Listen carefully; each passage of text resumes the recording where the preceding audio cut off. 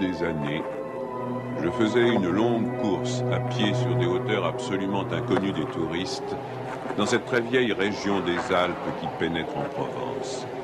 C'était, au moment où j'entrepris ma longue promenade dans ces déserts, des landes nues et monotones, vers 1200 ou 1300 mètres d'altitude. Il n'y poussait que des lavandes sauvages. Je traversais ce pays dans sa plus grande largeur et après 3 jours de marche, je me trouvais dans une désolation sans exemple. Je campais à côté d'un squelette de village abandonné. Je n'avais plus d'eau depuis la veille et il me fallait en trouver. Ces maisons agglomérées, en ruine, comme un vieux nid de guêpes, me firent penser qu'il avait dû y avoir, là, dans le temps, une fontaine ou un puits. Il y avait bien une fontaine, mais sèche.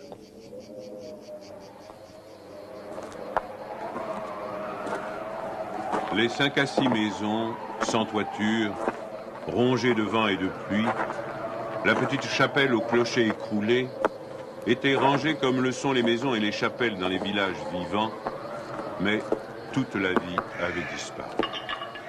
C'était un beau jour de juin, avec un grand soleil, mais sur ces terres sans abri et hautes dans le ciel, le vent soufflait avec une brutalité insupportable. Ces grondements dans les carcasses des maisons étaient ceux d'un fauve dérangé dans son repas. Il me fallut lever le camp.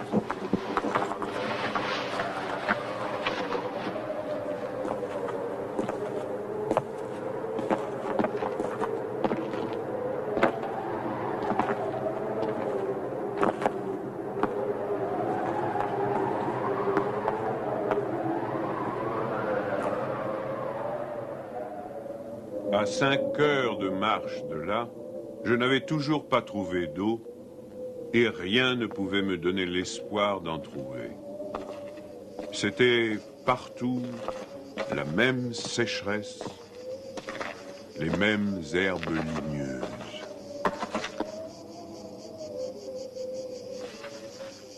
Il me sembla apercevoir, dans le lointain, une petite silhouette noire, debout. Je la pris pour le tronc d'un arbre solitaire. À tout hasard, je me dirigeai vers elle. C'était un berger.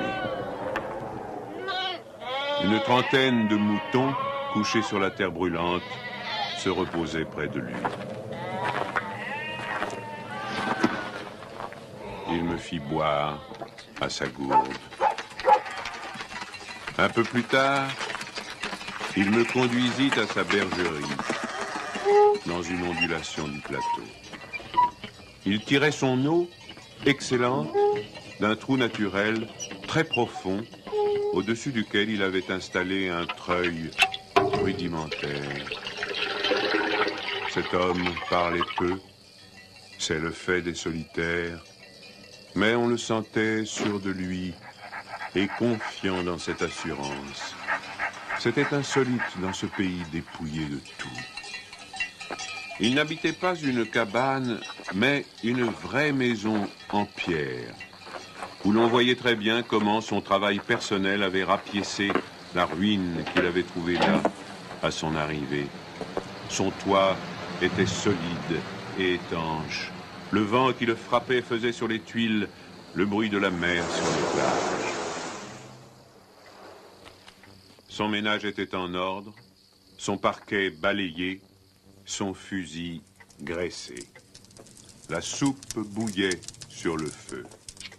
Je remarquai alors qu'il était aussi rasé de frais, que tous ses boutons étaient solidement cousus, que ses vêtements étaient reprisés avec le soin minutieux qui rend les reprises invisibles.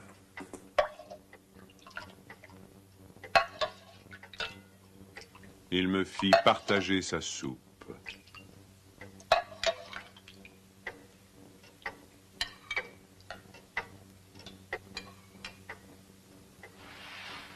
Comme après, je lui offrais ma blague à tabac, il me dit qu'il ne fumait pas. Son chien silencieux comme lui, était bienveillant, sans bassesse.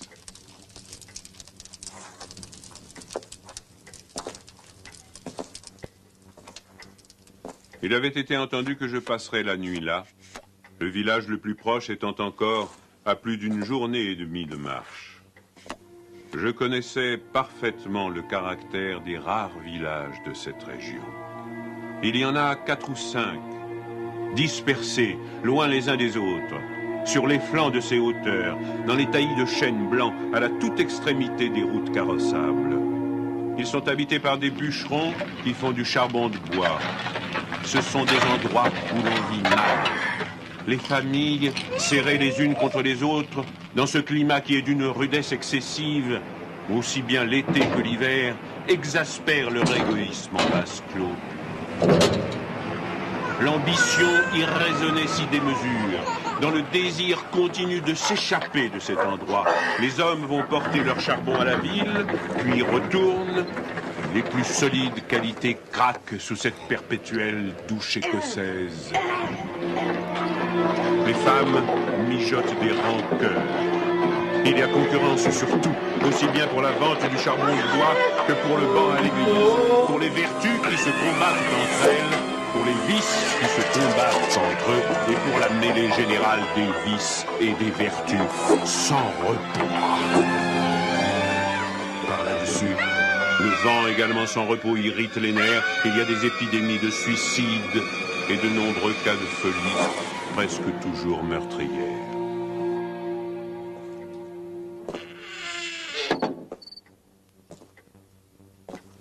Le berger qui ne fumait pas alla chercher un petit sac et déversa sur la table un tas de glands. Il se mit à les examiner, un après l'autre, avec beaucoup d'attention, séparant les bons des mauvais. Je fumais ma pipe, je proposais de l'aider. Il me dit que c'était son affaire. En effet, voyant le soin qu'il mettait à ce travail, je n'insistais pas. Ce fut toute notre conversation. Quand il eut du côté des bons un tas de glands assez gros, il les compta par paquets de 10. Ce faisant, il éliminait encore les petits fruits ou ceux qui étaient légèrement fendillés, car il les examinait de fort près. Quand il eut ainsi devant lui 100 glands parfaits, il s'arrêta et nous allâmes nous coucher. La société de cet homme donnait la paix. Je lui demandai le lendemain la permission de me reposer tout le jour chez lui. Il le trouva tout naturel, ou plus exactement, il me donna l'impression que rien ne pouvait le déranger. Ce repos ne m'était pas absolument obligatoire, mais j'étais intrigué et je voulais en savoir plus. Il fit sortir son troupeau et le mena à la pâture. Avant de partir, il trempa dans un seau d'eau le petit sac où il avait mis les glands soigneusement choisis et comptés. Je remarquai qu'en guise de bâton, il emportait une tringle de fer grosse comme le pouce et longue d'environ 1,50 m.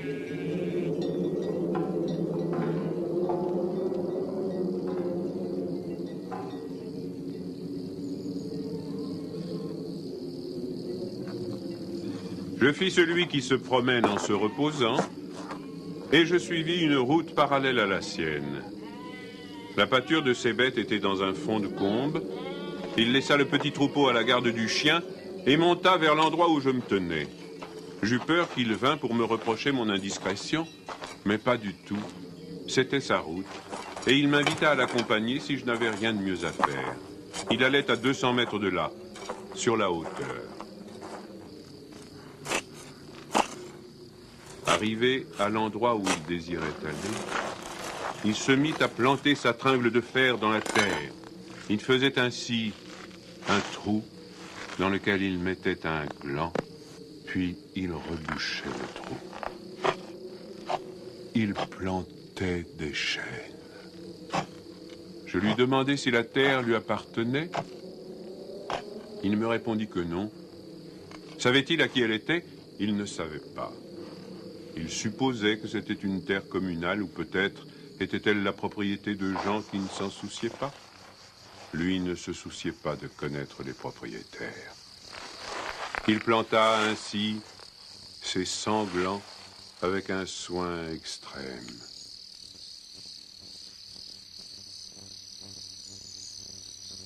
Après le repas de midi, il recommença à trier sa semence. Je mis, je crois, assez d'insistance dans mes questions, puisqu'il y répondit. Depuis 3 ans, il plantait des arbres dans cette solitude. Il en avait planté 100 000. Sur les 100 000, 20 000 étaient sortis.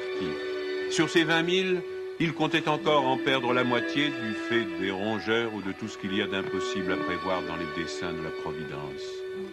Restaient 10 000 chênes qui allaient pousser dans cet endroit où il n'y avait rien auparavant.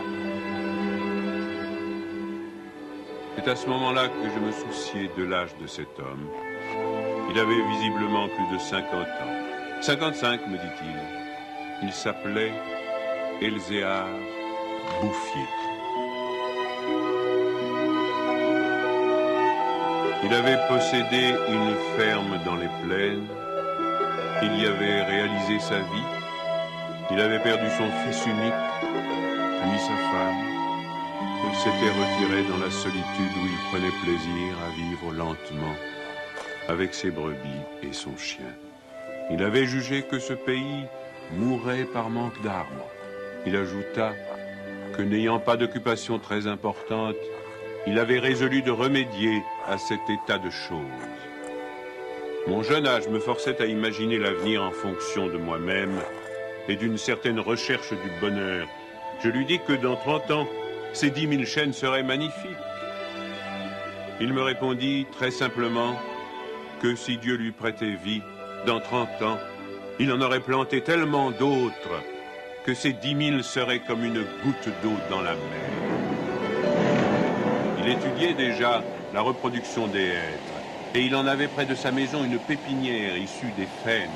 Les sujets qu'il avait protégés de ses moutons étaient de toute beauté. Il pensait également à des bouleaux pour les fonds où, me dit-il, une certaine humidité dormait à quelques mètres de la surface du sol. Nous nous séparâmes le lendemain. L'année d'après, il y eut la guerre de 14 dans laquelle je fus engagé pendant 5 ans. Un soldat d'infanterie ne pouvait guère y réfléchir à des arbres.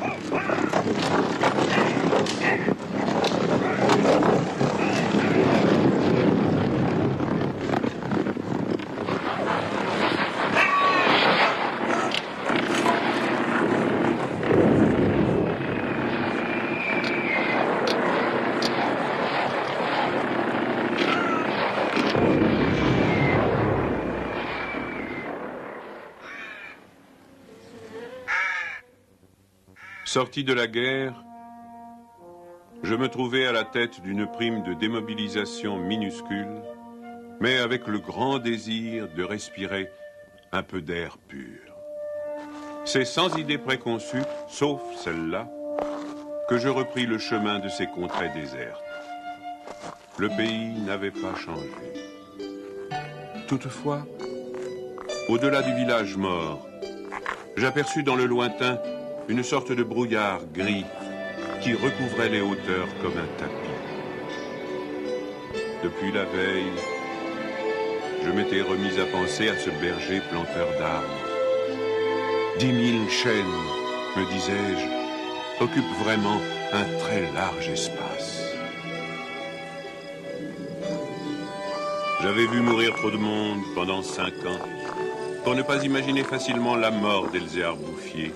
D'autant que, lorsqu'on en a 20, on considère les hommes de 50 comme des vieillards à qui il ne reste plus qu'à mourir.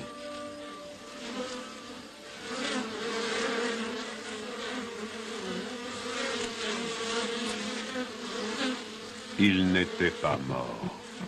Il avait changé de métier. Il ne possédait plus que 4 brebis, mais par contre, une centaine de ruches. Il s'était débarrassé des moutons qui mettaient en péril ses plantations d'arbres. Il ne s'était pas du tout soucié de la guerre. Il avait imperturbablement continué à planter. Les chênes de 1910 avaient alors 10 ans et étaient plus hauts que moi et que lui. Le spectacle était impressionnant. J'étais littéralement privé de parole.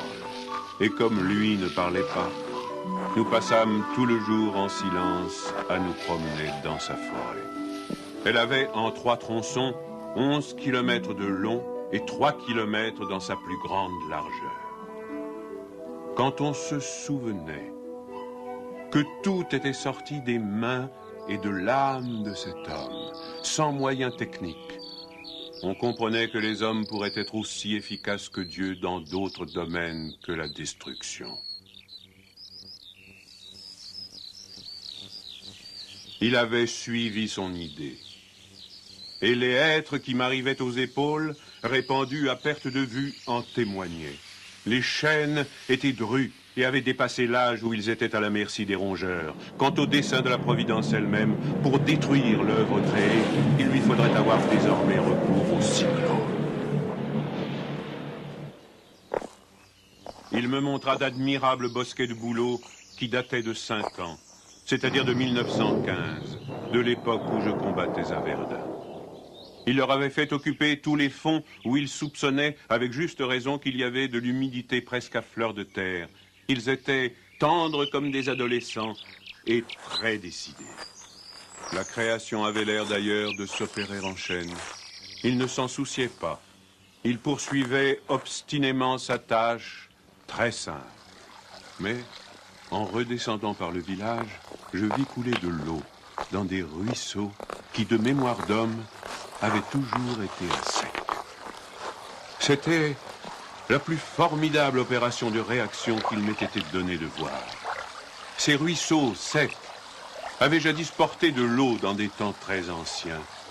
Certains de ces villages tristes dont j'ai parlé au début de mon récit s'étaient construits sur les emplacements d'anciens villages gallo-romains dont il restait encore des traces, dans lesquels les archéologues avaient fouillé et ils avaient trouvé des hameçons à des endroits où, au XXe siècle, on était obligé d'avoir recours à des citernes pour avoir un peu d'eau.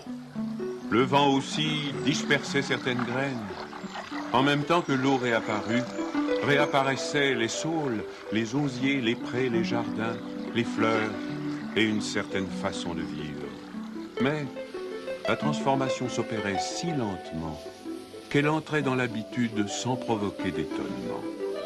Les chasseurs qui montaient dans les solitudes à la poursuite des lièvres ou des sangliers avaient bien constaté le foisonnement des petits arbres, mais ils l'avaient mis sur le compte des malices naturelles de la terre. C'est pourquoi personne ne touchait à l'œuvre de cet homme. Si on l'avait soupçonné, on l'aurait contrarié. Il était insoupçonnable.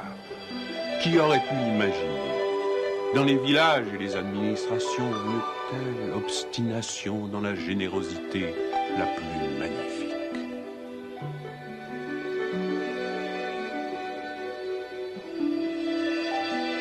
À partir de 1920, je ne suis jamais resté plus d'1 an sans rendre visite à Elzéar Bouffier. Je ne l'ai jamais vu fléchir ni douter. Et pourtant, Dieu sait si Dieu même y pousse. Je n'ai pas fait le compte de ses déboires. On imagine bien cependant que, pour une réussite semblable, il a fallu vaincre l'adversité. Que pour assurer la victoire d'une telle passion, il a fallu lutter avec le désespoir. Pour avoir une idée à peu près exacte de ce caractère exceptionnel, il ne faut pas oublier qu'il s'exerçait dans une solitude totale. Si totale que, vers la fin de sa vie, il avait perdu l'habitude de parler. Ou peut-être n'en voyait-il pas la nécessité. En 1933, il reçut la visite d'un garde forestier éberlu. Ce fonctionnaire lui intima l'ordre de ne pas faire de feu dehors, de peur de mettre en danger la croissance de cette forêt naturelle. C'était la première fois, lui dit cet homme naïf, qu'on voyait une forêt pousser toute seule. En 1935, une véritable délégation administrative vint examiner la forêt naturelle. Il y avait un grand personnage des eaux et forêts, un député, des techniciens. On prononça beaucoup de paroles inutiles, on décida de faire quelque chose et, heureusement, on ne fit rien. Sinon, la seule chose utile, mettre la forêt sous la sauvegarde de l'État et interdire qu'on vienne y charbonner. Car il était impossible de n'être pas subjugué par la beauté de ces jeunes arbres en pleine santé. Et elle exerça son pouvoir de séduction sur le député lui-même.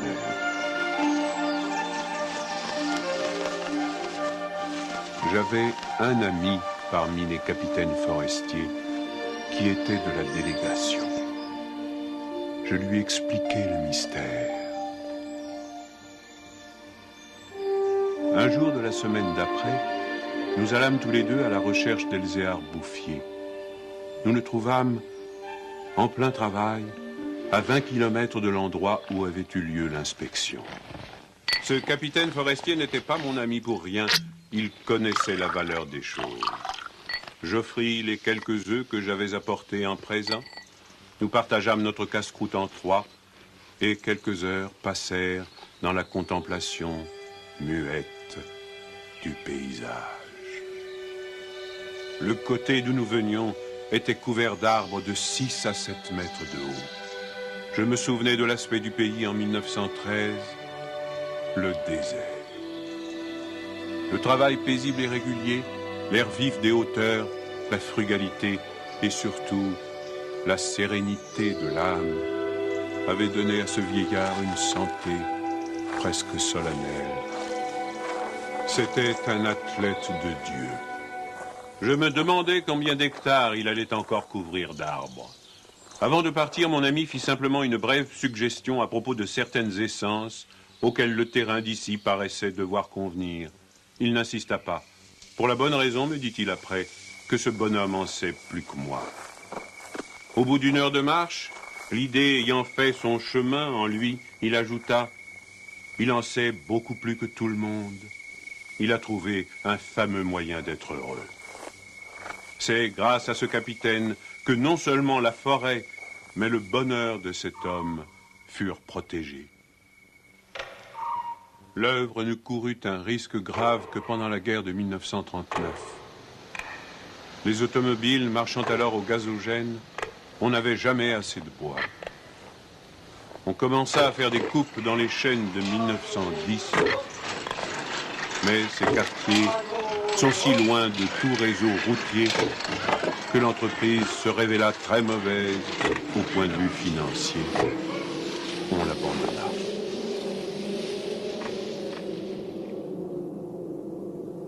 Le berger n'avait rien vu. Il était à 30 km de là, continuant paisiblement sa besogne, ignorant la guerre de 39, comme il avait ignoré la guerre de 14.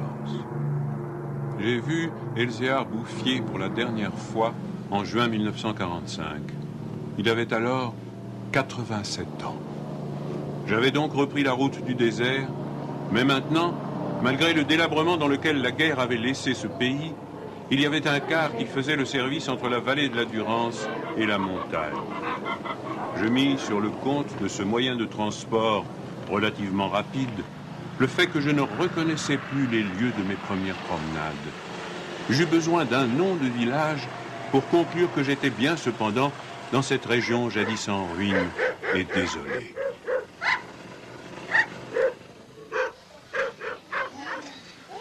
Le car me débarqua à Vergaux. En 1913, ce hameau de 10 à 12 maisons avait 3 habitants. Ils étaient sauvages, se détestaient, vivaient de chasse au piège. Leurs conditions étaient sans espoir. Tout était changé. L'air lui-même. Au lieu des bourrasques sèches et brutales qui m'accueillaient jadis, soufflait une brise souple, chargée d'odeurs. Un bruit semblable à celui de l'eau venait des hauteurs. C'était celui du vent dans les forêts. Enfin, chose plus étonnante, j'entendis le vrai bruit de l'eau coulant dans un bassin. Je vis qu'on avait fait une fontaine, qu'elle était abondante, et ce qui me toucha le plus, on avait planté près d'elle un tilleul, symbole incontestable d'une résurrection.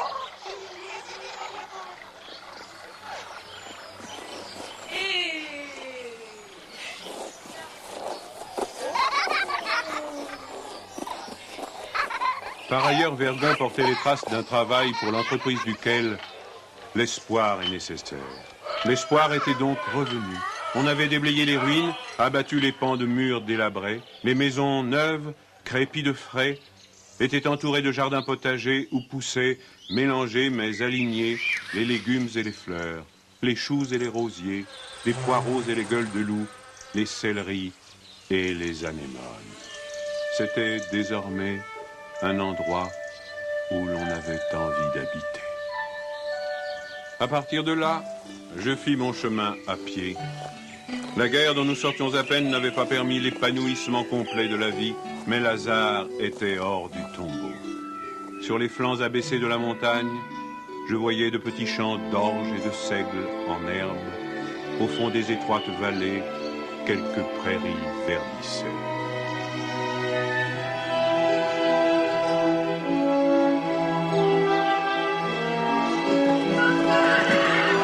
Il n'a fallu que les 8 ans qui nous séparent de cette époque pour que tout le pays resplendisse de santé et d'aisance. Sur l'emplacement des ruines que j'avais vues en 1913, s'élèvent maintenant des fermes propres, bien crépies, qui dénotent une vie heureuse et confortable. Les vieilles sources, alimentées par les pluies et les neiges que retiennent les forêts, se sont remises à couler. À côté de chaque ferme, dans des bosquets d'érables, les bassins des fontaines débordent sur des tapis de menthe fraîche. Les villages se sont reconstruits peu à peu. Une population venue des plaines où la terre se vend chère s'est fixée dans le pays, y apportant de la jeunesse, du mouvement, de l'esprit d'aventure. On rencontre dans les chemins des hommes et des femmes bien nourris, des garçons et des filles qui savent rire et ont repris goût aux fêtes campagnardes.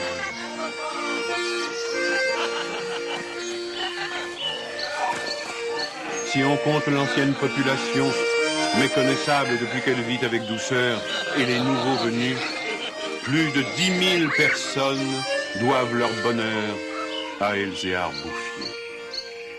Quand je pense qu'un homme seul, réduit à ses simples ressources physiques et morales, a suffi pour faire surgir du désert ce pays de Canaan, je trouve que malgré tout, la condition humaine est admirable.